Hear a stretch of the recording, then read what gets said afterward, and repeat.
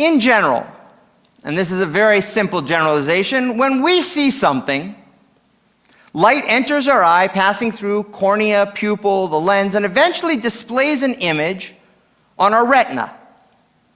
The retina translates that image into electric signals that are transmitted to the brain via the optic nerve.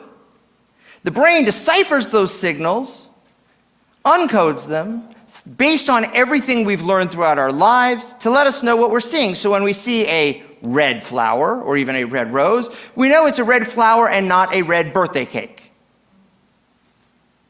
It's amazing, but that's what happens in less than time we can even measure practically. The entire process is instant.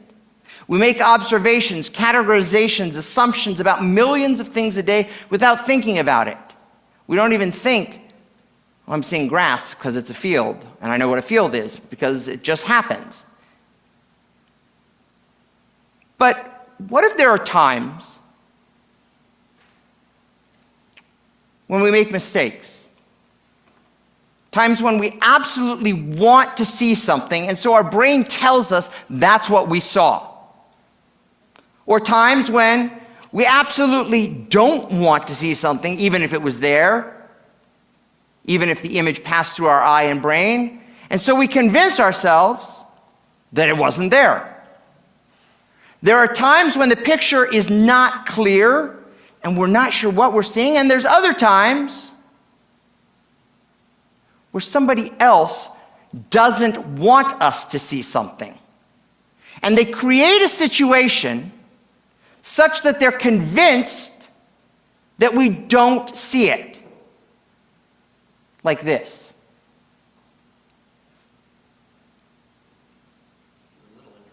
I just did. This is what happens when somebody convinces you that you don't see something, or something of the sort. Ken, can you zoom in really well? I ended up bringing cards. I know it's going to be a little hard to see, so you're going to be the eyes, right? I'm the eyes. Because this is what I want you to see. All the cards are different, right? This isn't a deck of all the same cards, which, by the way, I could have done, and would have been a lot easier to do this effect, but I don't want to do it that way. Okay. Normally, I would have you... Do you all trust my eyes? Normally, I would have the rabbi pick a card, but for visibility, I wanted to pick one. I picked the Ace of Spades. That would be easy to see when you see it again. Here, let me watch this. Watch this. There you go.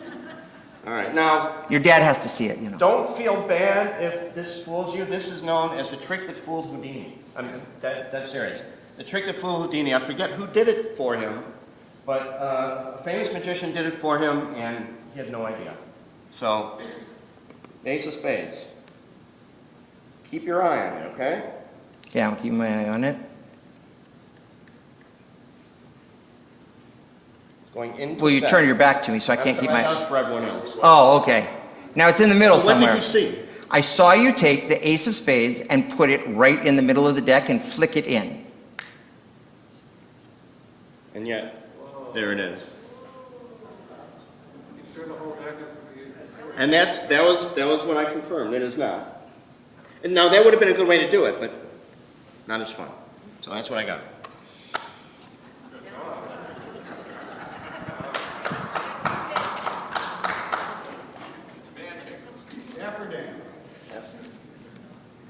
Well, it just so happens that our Torah portion doesn't quite do magic, but it sure gives us a message about what we see and confusing us.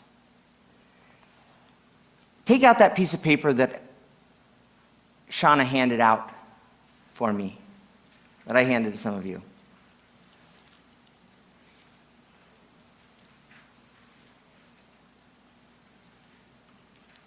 In the beginning of this week's Torah portion, it says, Vayera elav Adonai be'elonei mamre, v'hu yashev petach ha'ohel kechom hayom. And the Lord God appeared to him, this would be Abraham, by the terebinths of Mamre. He was sitting at the entrance of the tent at the heat of the day. Then it says, Vayisa einaiv vayar. Notice it's the same root. Looking up, he saw three figures standing near him. nitzavim elav. And then it says, vayar vayaratz, likratam mipetach ha'ohel vayoshev vayishtachu arza. And he perceived this, and he ran from the entrance of the tent to greet them. Bowing to the ground, he said, "My lord, if it pleases you, do not pass." Now the question is,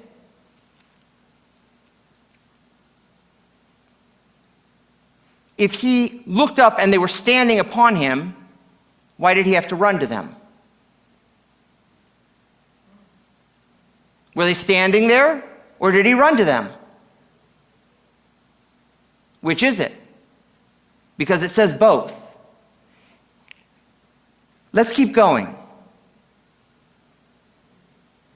Now, the English is not 100% accurate because it says, Vayomer shuv ashuv alecha ke'et chaya in the Hebrew. It says in the English, then one said, this is, notice we've skipped several verses, it says, I will return to you. Then he said, I will return to you next year, and your wife Sarah shall have a son. Sarah was listening at the entrance of the tent, which was behind him. Now Abraham and Sarah were old, advanced in years. Sarah had stopped having her periods, and Sarah laughed to herself, saying, now that I've lost the ability, am I to have enjoyment with my husband so old? Then the Lord said to Abraham, why did Sarah laugh? Now wait a second. Who's talking to who is the question here? Because it says, Vayomer shuv, which literally means, and he said, I will return. And God continues the conversation. Why did Sarah laugh? Wait a sec, is it one of the angels? One of the messengers? Or is it God? Over and over throughout our parasha, we find that there is an issue of who is actually doing the talking. Who is doing the talking and what do they see? One of the great examples, if you turn the page over,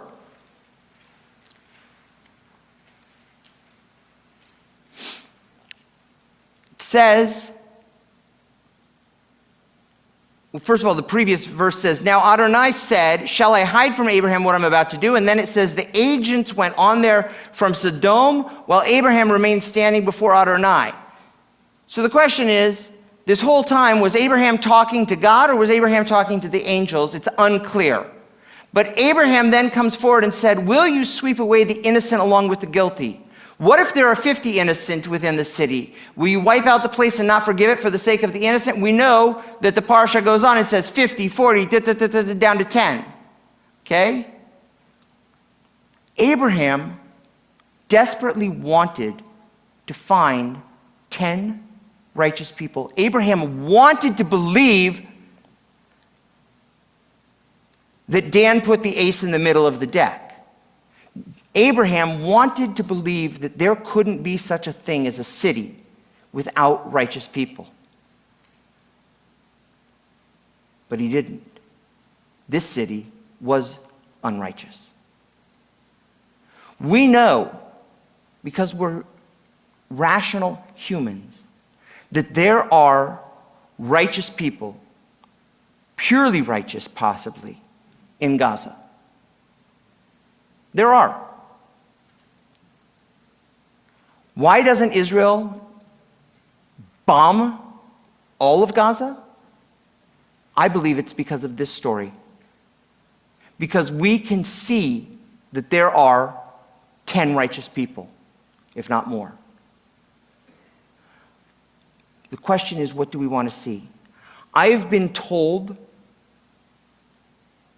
in the last couple weeks that the only good Arab is a blank Arab. I've been told that. And that's somebody who wants to see that everybody is evil. And the answer is that's not Jewish. I've also been witness to people jumping to conclusions. This week, on Thursday, there was a gunman outside Jewish Federation.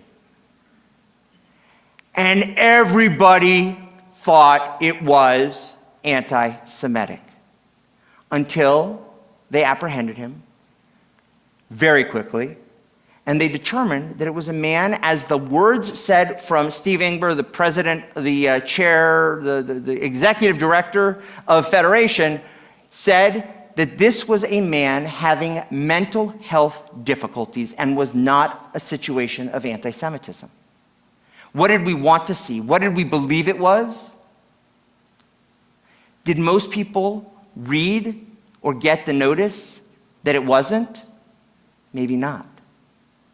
All they heard and saw on social media was there was a gunman outside Federation. There was one. Correct. They wanted to see what they wanted to see. I wanted to see Dan put that ace in the middle of that deck because that's what my eyes told me was happening. Our parsha says that we need to open our eyes. Please look at the last source on the page I gave you. After Hagar was sent out, actually the second to last source, it says 21:9. After Isaac was born, Sarah saw the same word, vatere. Sarah saw the son of Hagar, the Egyptian, who had born to Abraham, playing. Metzachek. Metzachek, to play. Playing. What does Sarah see that is happening, and what do our classic commentators say was happening? Was that Ishmael was sexually abusing Isaac. Does it say that in the text? No. But what did they want to see? They wanted to see it. Sarah wanted to see it. But my friends, we can learn from this, that we have to open our eyes. The last source says, God heard the cry of the boy. This would be Ishmael when they were sent out in the desert. And a messenger of God called to Hagar from heaven and said to her, "What troubles you, Hagar? Fear not, for God has heeded the cry of the boy where he is. Come, lift up the boy, hold him by the hand. I will make of him a great nation." Then God opened her eyes, and she saw a well of water. When I was talking about this sermon with Kevin yesterday, Kevin wanted me to make sure to reiterate, and I think it's also important. We have the concept, if you see something, say something. If you see something that looks wrong, that's how we keep ourselves safe in this world. I'm not telling you not to be concerned, because there are things to be concerned out there. But perhaps the lesson is that, yes, let's say something, but let's make sure that what we're saying is not because our brain is playing a trick, telling us something that society wants us to believe, but realizing what is actually in front of us. Sometimes that's hard. Sometimes that's scary. Sometimes it goes against everything we want to believe.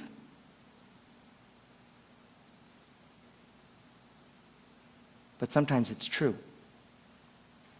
And sometimes we have to face the truth for the better and for the not as good. But when we do that, time and time again, when we open our eyes to the truth, we will come out on top. We will come out ahead, because the truth is what stands. The truth is what lasts. And the truth will guide us to the future. Shabbat Shalom.